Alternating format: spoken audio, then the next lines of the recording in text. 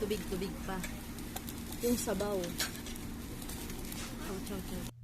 Kamusta ka bayan? Heto nga pala ako sa Phuket Restaurant. Ito nga pala yung pinaka-favorite ko na pagkain dito or noodles na matatagpuan o siniserve dito sa Phuket Restaurant.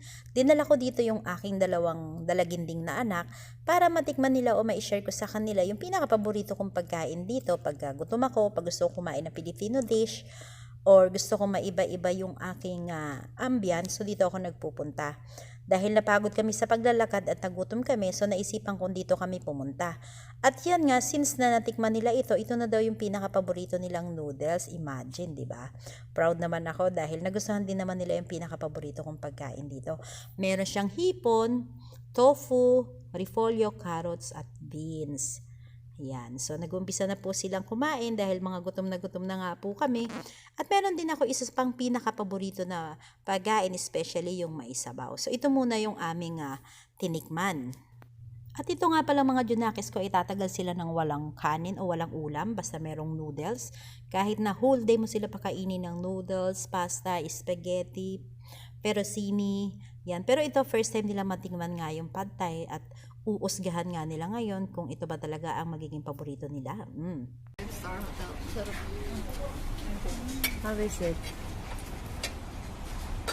I like it. I love it.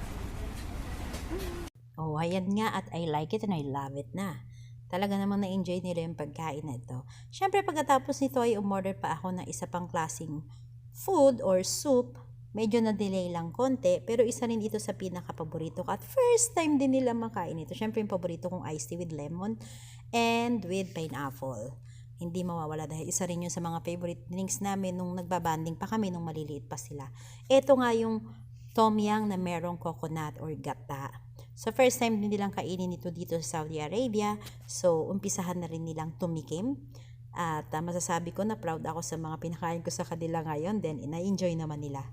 Ang ingredients nga pala ditong tom yum na ito, of course, with coconut. I requested with coconut dahil may pagka-blood ng Bicolana naman yung aking mga junakis. Meron din siyang mixed seafoods kagaya ng crabs, shrimp, squid, and fish fillet. So, first time din nila makakain ito sa Saudi dahil the time na nandito sila nung maliliit pa sila. Then, ngayon mas ma-appreciate nila at kaya nilang masabi sa akin kung ano ba talaga ang pinakamasarap ng pagkain na natikman nila dito, which is ngayon ito na talaga yung mga paborito nila. At dahil wala naman yung ama nila, nasa trabaho at wala pa yung kanilang siblings na dalawang lalaki, so kami muna mag-iina ang nagde-date at nag-e-enjoy kagaya ngayong araw na ito pagkatapos talaga namin gumala at mapagod. At hindi na rin kami kailangan pa magluto sa mga gustong kumain dyan ng masarap. Nandito lang yan sa Phuket Restaurant, isa sa mga paborito at comfort food ko na kinakain dito. So, thank you very much and thanks for watching. Bye-bye!